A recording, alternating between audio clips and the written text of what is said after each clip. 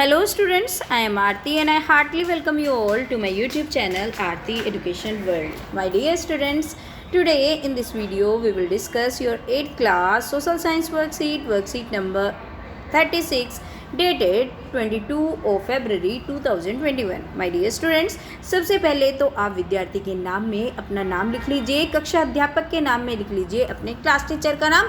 लेकिन अगर आपको बोला गया है कि सब्जेक्ट टीचर का नाम लिखना है, फिर लिखिए अपने एसएसटी टीचर का नाम। राइट, चलिए बच्चों, आज जो हम पढ़ने वाले हैं इस वर्कशीट में उसका नाम है भूमि, भूमि का उपयोग और भूमि संरक्षण। तो सबसे पहले भूमि का उपयोग, भूमि संरक्षण में से भूमि को पढ़ते हैं। भूमि क्या है? भूमि सबसे महत्वपूर्ण प्राकृतिक संसाधनों में से एक है। बच्चों, वर्कशीट बहुत ब्लर है, बहुत छोटा फॉन्ट है, हो सकता है आपको अच्छे से दिखे ना। आप क्वालिटी को इम्प्रूव करना और मेरी बातों को ध्यान से सुनना। अगर नहीं दिखती है आपको सब समझ आएगा, ईजी है।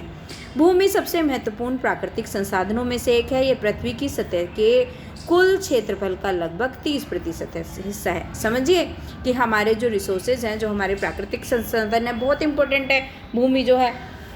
और जो हमारा, आपको पता है, जो हमारी पृथ्वी की सतह है उसका 30% हमारा एक भूमि है ना। 70% तो आप जानते ही हो पानी है। और इस छोटे से प्रतिशत के सभी हिस्से रहने योग्य नहीं है। और केवल जो आपका हमारा केवल 30% हिस्सा ही क्या है, जो हमारा रहने लायक है। और इस 30% हिस्से में भी सारा का सारा रहने लायक नहीं है। आप समझिए, तो वो हमारे दुनिया के विभिन्न हिस्सों में आबादी का असमान वितरण मुख्य रूप से भूमि और जलवायु की विभिन्न विशेषताओं के कारण है।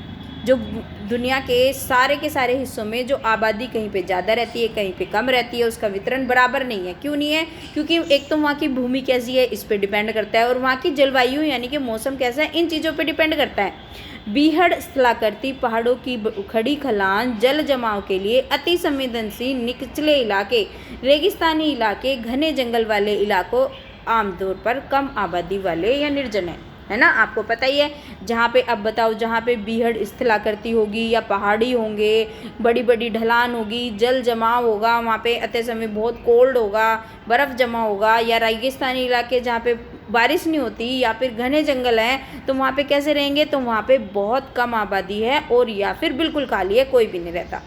मैदान और नदी घाटियाँ कृषि के लिए उपयुक्त भूमि प्रदान करते हैं। जो हमारे मैदानी इलाके हैं उसमें ज़्यादा लोग रहते हैं, और जहाँ पे नदी घाटियाँ हैं, क्योंकि कृषि भी वहाँ पे कर सकते हैं, तो यहाँ पे जो रहने वालों की तादाद ज़्यादा है। ठीक है, भूमि के विषय में आपको समझ में आया। अच्छा, एक फैक्ट और लिखा है, इसको भी समझ लेते हैं।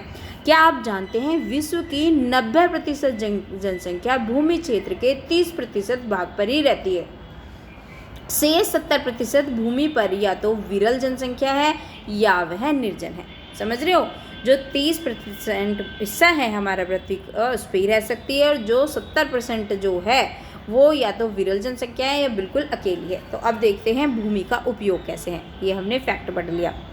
विभिन्न उद्देश्यों जैसे कृषि हो गया, वानिकी हो गया, खनन हो गया, भवन निर्माण है, सड़कें हैं, और उद्योगों के स्थापन के लिए किया जाता है। तो आप पता ही है भूमि का उपयोग क्यों करा जाता है। कृषि करनी हो, वानिकी करनी हो, खनन करना हो, मतलब जो भी ये सब चीज़ें करनी है, सड़क बनानी है, इंडस्ट्री लगानी है, ये भूमि का यूज़ करते हैं। इसे आमतौर पर कहते हैं भूमि का उपयोग। भूमि का उपयोग भौतिक कारकों जैसे स्थलाकृति, मिट्टी, जलवायु, खनिज और पानी की उपलब्धता से निर्धारित होता है कि वहाँ की स्थलाकृति कैसी है वहाँ की ज़मीन, मिट्टी कैसी है वहाँ की, जलवायु, मौसम कैसा रहता है, जलवायु कैसी है, खनिज और पानी कितना है वहाँ पे, तो ये सब निर्धारित करते हैं। जनसंख्या और प्रौद्योगिकी जैसे मानवीय कारक भी भूमि उपयोग के पैटर्न के महत्वपूर्ण निर्धारक हैं। और जनसंख्या कैसी है वहाँ पे, प्रौद्योगिकी कैसी है, ये भी बहुत बड़े फैक्टर हैं उसके। भूमि को स्वामित्व के आधार पर निजी भूमि और सामुदायिक भूमि के रूप में भी वर्गीकृत किया जा सकता है। जो मतलब स्वामित्व के आधार पे कैसे, जो निजी भूमि होती है, और जो सामुदायिक भूमि, मतलब कोई तो किसी की पर्सनल भूमि होती है, और कोई ऐसी होती है सामुदायिक, समुदाय की होती है, पूरे के पूरे उसको लोग यूज़ करते हैं, है ना। एक तो ऐसी होती है भाई मेरी ज़मीन है, मैं इस पे खेती वेती करूँगा, एक होती है सबके लिए। ठीक है, निजी भूमि व्यक्तियों के स्वामित्व में है, जबकि सामुदायिक भूमि आम समुदाय के लिए जैसे चारा, फल, नट या औषधीय जड़ी बूटी के संग्रह के रूप में उपयोग करी जाती है। इन सामुदायिक भूमि को आम संपत्ति संसाधन भी कहा जाता है। तो सामुदायिक भूमि कहिए या आम संपत्ति संसाधन कहिए, दोनों एक ही बात है, इनको यही कहा जाता है। चलिए ठीक है। अब भूमि का उपयोग ना आप इस वेब चार्ट से भी समझ सकते हैं। देखिए क्या क्या है। देखो भूमि का उपयोग हम किस चीज़ में करते हैं? खनन के लिए करते हैं, भवन निर्माण के लिए करते हैं, सड़कों के लिए करते हैं, उद्योगों के लिए करते हैं, वनों के लिए करते हैं, कृषि के लिए करते हैं। जो हमने पहली लाइन में यहाँ पे पढ़ा था वही इस वेब चार्ट में दिया गया है। ठीक है, चलिए अब आगे आते हैं। लोग उनकी मांग बढ़ रही है लेकिन भूमि की उपलब्धता सीमित है। अब लोगों की तो मांग बढ़ती जा रही है, लोगों की तो इच्छाएं कम थोड़ी ना है, लोग रोज मांग बढ़ जाती है, लेकिन जो भूमि है वो तो सीमित है, वो तो ज़्यादा नहीं हो सकती। भूमि की गुणवत्ता भी जगह जगह भिन्न होती है। कहीं पे तो बहुत क्वालिटी होती है, बहुत बढ़िया फसल होती है, कहीं पे कुछ भी उगा लो नहीं उगता। लोगों ने वाणिज्यिक क्षेत्रों के निर्माण, शहरी क्षेत्रों में आवास परिसरों और ग्रामीण क्षेत्रों में कृषि भूमि के विस्तार के लिए आम भूमि का अतिक्रमण शुरू कर दिया है। ये तो आप जानते ही हैं। हमने अपनी इच्छाओं की पूर्ति के लिए जो ग्रामीण क्षेत्रों में कृषि की भूमि हो या शहरी क्षेत्रों में हो, हम उस पर कभी कुछ मॉल बना लेते हैं, कुछ भी हॉस्पिटल बना लेते हैं, तो वो भूमि खराब हो जाती है। आज भूमि उपयोग पैटर्न में व्यापक परिवर्तन भी हमारे समाज में सांस्कृतिक परिवर्तनों को दर्शाते हैं।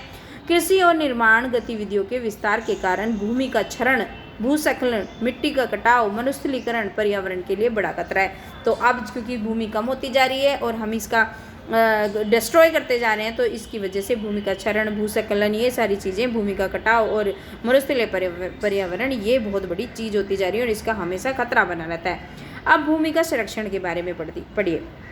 बढ़ती जनसंख्या और उनकी बढ़ती मांग के कारण वन आवरण और कृषि योग्य भूमि का बड़े पैमाने पर विनाश और इनके प्राकृतिक संसाधन खोने का डर भी पैदा किया गया है ना। जब जनसंख्या बढ़ती जाएगी, डिमांड बढ़ती जाएगी और चीज़ उतनी है ना। एक इंसान है, उसकी खेती 10 बीघे, अब उसके 4 बेटे हो गए तो कितनी 2.5 बीघे, तो ऐसे ही आगे को फिर और कम होती जाएगी। तो डिमांड बढ़ती जा रही है, लोग बढ़ते जा रहे हैं, बड़े पैमाने पर विनाश और इनके प्राकृतिक संसाधन खो ही जाएंगे, है ना। अब जो सारी ज़मीन होगी, जैसे ये देख रहे हो, ये ज़मीन है, फिर थोड़े से घर बने, अब इसमें इतने घर बने, और ये देखो कंजेस्टेड, यहाँ कहीं भी कोई भी जगह ऐसी नहीं है जो खुली दिख रही हो आपको। सारे में क्या घर, महल, सड़कें, यही सब बन गई हैं। तो इससे क्या होगा? भूमि की गिरावट का वर्तमान दर में हमें रोकना होगा, भूमि का संरक्षण करना होगा। वनों की कटाई, भूमि पुनर्ग्रहण, रासायनिक कीटनाशक और उर्वरकों का विनियमित उपयोग और अतिवृष्टि पर जांच भूमि संसाधनों के संरक्षण के लिए उपयोग के लिए कुछ सामान्य तरीके हैं। तो हम भूमि का संरक्षण कैसे कैसे कर सकते हैं? एक तो वनों की कटाई ना करें, भूमि पुनर्ग्रहण करें, रासायनिक कीटनाशकों और उर्वरकों का कम उपयोग करें, अतिवृष्टि पर जांच, भूमि संसाधनों के अतिवृष्टि पर जांच करें। तो जहाँ पे ज़्यादा अति हो रही है इस चीज़ का, तो ये हमारे कुछ सामान्य तरीके हैं, इनसे हम भूमि का संरक्षण कर सकते हैं।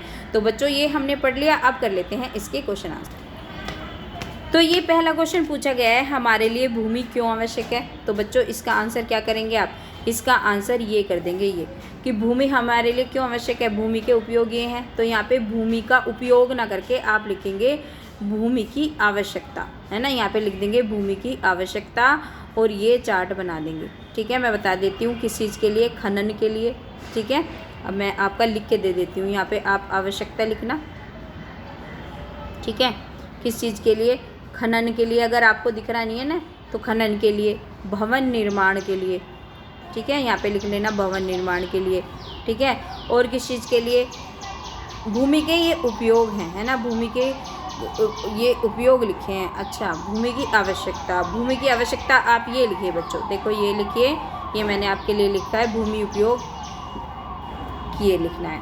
प्राकृतिक संसाधन संरक्षण से जुड़े भूमि के मुद्दे, उपयोग संरक्षण से जुड़े बिंदु है, मृदा अपरदन व संरक्षण, ये सारा आप लिख देंगे पहले क्वेश्चन के आंसर में। ठीक है, तो ये लिख देंगे आप पहले क्वेश्चन के आंसर में, ये हो जाएगा आपके पहले प्रश्न का उत्तर। भूमि हमारे लिए भूमि क्यों आवश्यक है, तो इसका उत्तर आप इस तरीके से देंगे। अब आ जाते हैं प्रश्न नंबर 2 पे। भूमि संरक्षण के किन्हीं 2 कारणों को लिखिए। तो भूमि क्षरण क्यों होता जा रहा है, क्यों विनाश होता जा रहा है? तो इसके क्या कारण है? जनसंख्या विस्फोट, औद्योगिकरण, भूमि संसाधनों के क्षरण के प्रमुख कारण है। तो ये लिख देंगे आप 2, जनसंख्या विस्फोट और औद्योगिकरण।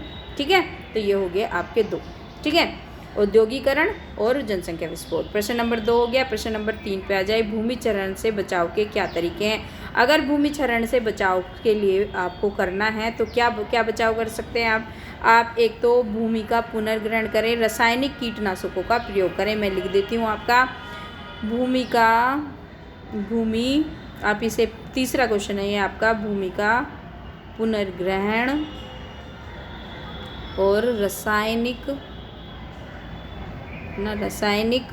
कीटनाशक, ये मैं ऊपर लिख रही हूँ, कीटनाशक का उपयोग, ठीक है। तो ये आपको करने हैं, रासायनिक कीटनाशक उर्वरक को विनियमित उपयोग, ठीक है, विनियमित उपयोग लिखना, ठीक है। मैं दोबारा से लिख देती हूँ बच्चों आपके लिए। तो ये बच्चों आप लिख देंगे पहला वाला, भूमि पुनर्ग्रहण और रासायनिक कीटनाशक का विनियमित उपयोग, ये आपका प्रश्न नंबर जो 3 है ना उसका उत्तर है, ठीक है। ये प्रश्न नंबर 3 के उत्तर में ये लिखेंगे बच्चों आप। सॉरी, थोड़ी सी आपकी कटिंग होगी, लेकिन उसके लिए सॉरी बच्चों, जल्दी में बनानी पड़ी, अभी आई थी आपकी वर्कशीट। लेकिन बच्चों आप कमेंट करके जाना, अगली बार से मैं आपको लिख के दूँगी सारे के आंसर। 2 तो मैंने आपको लिख के दिए हैं, तीसरा आंसर मैंने आपको ऐसे लिख के दिया है, तो आप इसको देख लेना। एक बच्चों अपने सारे दोस्तों के साथ शेयर करना, अगली बार से बिल्कुल अच्छे से बनाऊंगी आपकी worksheet. Thank you students, have a good day.